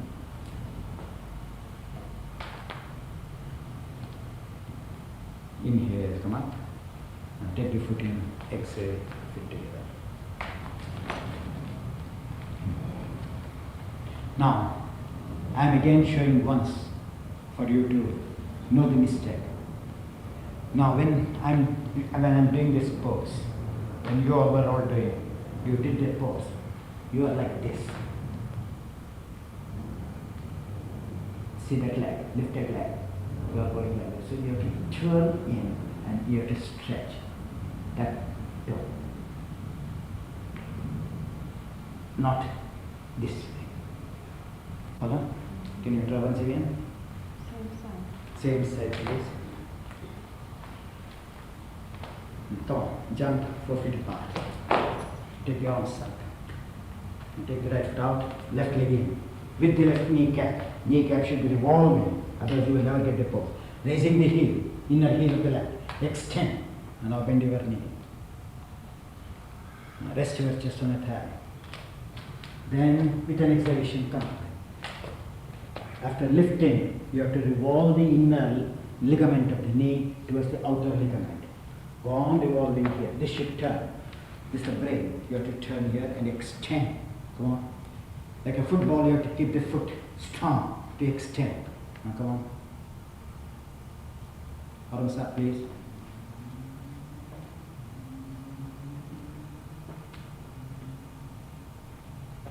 Go back to Virabhadrasana.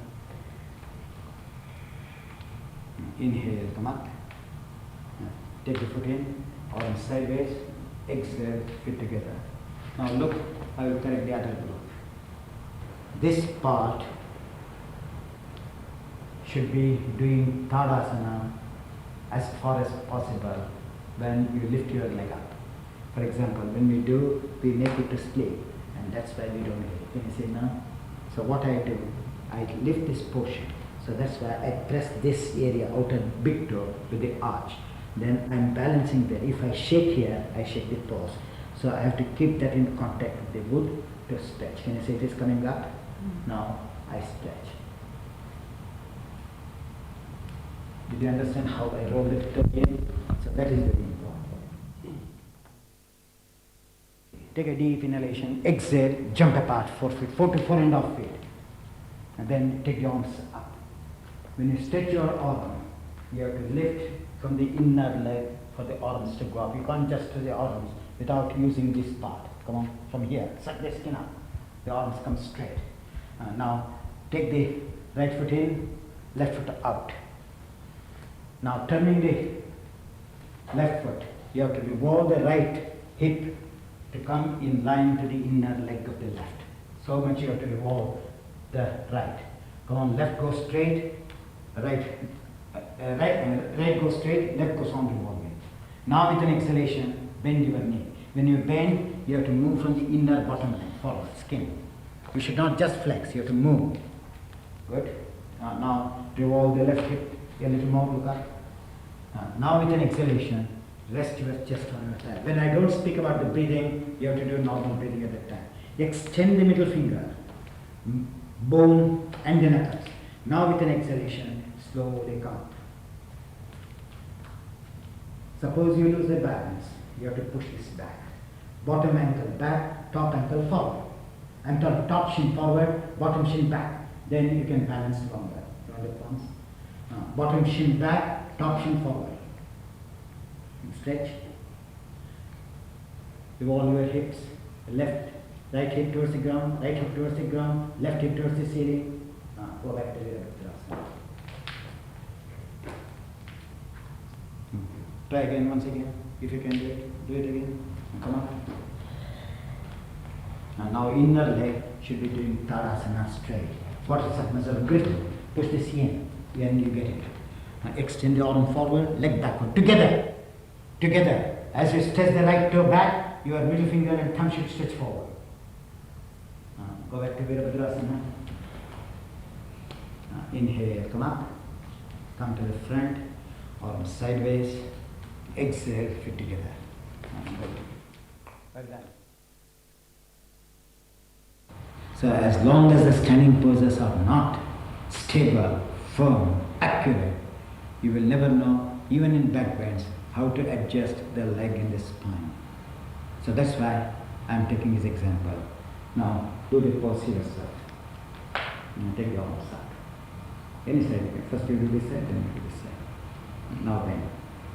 Now having done the back bends, you can observe that all his movements are here.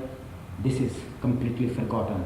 In Yoga Sutras you get, dull, scattered mind and concentrated mind. Now if you observe, this is a stable mind, this is a scattered mind, this is a dull mind in the body.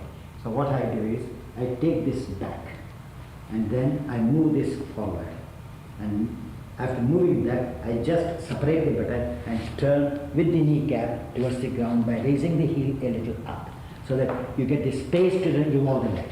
After turning the knee in, he has to touch the heel to the ground. Now see, the movement is different. Tailbone goes in. Now rest your chest on your hand. Now with an exhalation, come out.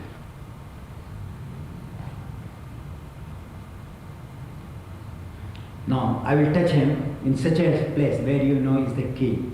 I just touch my toe and he gets the balance well. He can stabilize the pose. So that is known as, this part is the stabilizing part. If you observe carefully, he is good here, he is good here. But if you observe here, this is dropping. So he has to bring the groin nearer to the pubis. Then he has to lift this part. Can you see the difference it makes? Go on stretching, maximum don't stop. Still it goes up half inch. That's the pose. See, I'm controlling him. If I leave him, he starts shaking. Can you see now? Now I touch him again. Now he will get the stretch here also. Can you see? So this is known as key points or the source of action.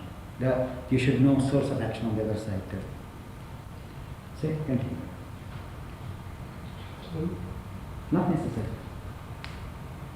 Now, if you observe, in order to get the pose, I keep my leg and I go on rolling. Can you see now? Then I say hit the shin, head of the shin backwards. Head of the shin back and revolve the buttock separately. In order to revolve, you have to revolve the shoulders. Can you see this movement? Now, he stretches very well, but not here. So now can you see, because we cover the cloths, we don't know. So there, from here, like a Tadasana, stretch straight. That means everything goes forward. Can you see the differences now? See the movement. Come on, stretch. Now rest your chest on your thigh and come up. Now lifted leg is here alone. Now come up. So this is the bifurcating point.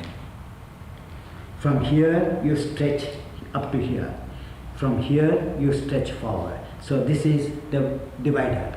So in this divider, one stretch goes this way, one stretch goes that way. Then only this leg comes straight. Now see, he cannot. So I stamp the metatarsals, head of the metatarsal. Then he can hit the shin back. Come on. Push back heavily. Goes, shin bone level. Correct. Can you see the difference? Yes. So it takes another 6 months for him, if he does, to get that straight.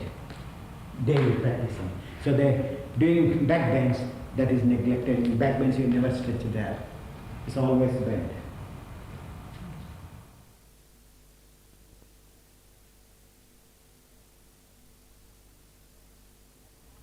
You know, as long as there is effort, effortful efforts means certain strain, certain demand from the body. When the effortless effort transforms itself into an effortless effort, from that day on, the joy and the pleasure of doing the poses sets in.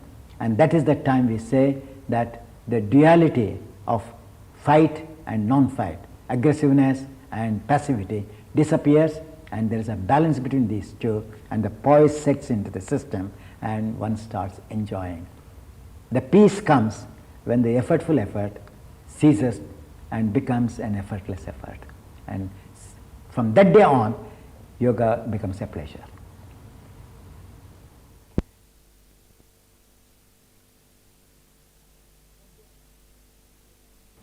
You know, in the standing poses, the simplest is the Virabhadrasana too. And the complicated standing pose is Parivritta Parshvakonasana. Because there are lots of rotations in this pose, which is very difficult to learn, even including me. Of course, I was doing very well, but after that accident, I lost a little grip. So that's why I get the problem. If I had no accident, I would have maintained the same action. First, I show you.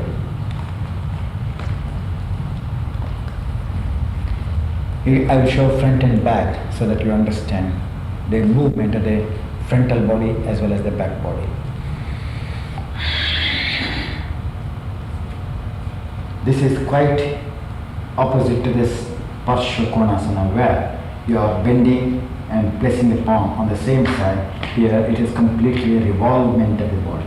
You have to bend your knee and then you have to bring the back of the arm on the opposite side.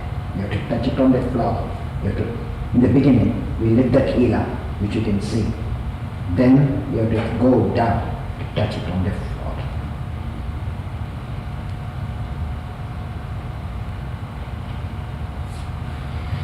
This is the pose.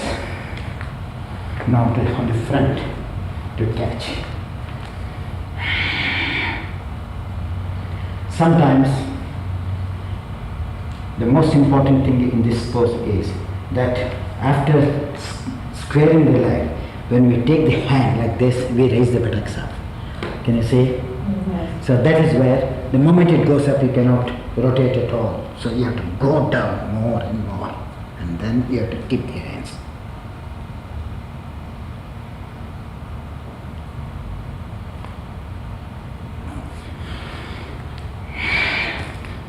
Do you understand? Or you want me to do again? Now, look at my hinges. When we do Tadasana, we go forward. From the heel to the knee, yourself. You know, it's slanting. So this is not Tadasana. Now, without disturbing, how I go backwards. Can you see? Unless and until you get that action in Parivrtta Parsvakonasana, you cannot open this area. We close this area. That's why you have to learn. Whenever you do Tadasana, sometimes you hit back from the heel to the bottom of your pork muscle without disturbing your position. You can see the front. My shins do not change at all. Now, how I hit back, you can see. If you see my kneecap, the patella of the knee, can you see as if my knee, patella is into two parts? Can you see the cut here? And one day or the other, you have to get that middle cut. That means you have got a tremendous mobility in the knee. Did you see? Yes. Then the hinges are well placed, well extended. Now, all of you, take a deep inhalation. Exhale, jump about 5 feet up, a little more than 3 points. Now, take the right foot out, left foot in. Then spread your leg a little more. Then, with an exhalation, bend your knee. After bending, the big toe should not roll towards the little toe. The bent leg. Now with an exhalation, take the buttock bone down, raise the pubis up, as I'm showing you with the help of the hand, so that you can turn. Then place the back of the upper arm against the knee, revolve the pubis, then turn as much as you can, then take the hand over the head. Then lift your heel of the left, extend the heel bone backwards for it to go down, without moving the right knee backward. Inhale, come up. Take your right foot in, left foot out. Now, as you are bending, do not drop this leg, the right inner back of the leg. Lift, ascend to descend this. Ascend the rear leg to descend the front leg. Place your hand on your thighs. Exhale, revolve your pubis towards the outer leg. Then with an exhalation, turn the arms and place it on the floor. And take the arm over the head.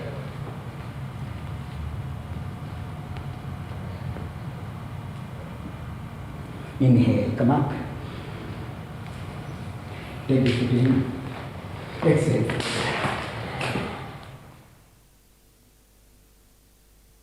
Take this left out, left foot in. Bend your knee. When you bend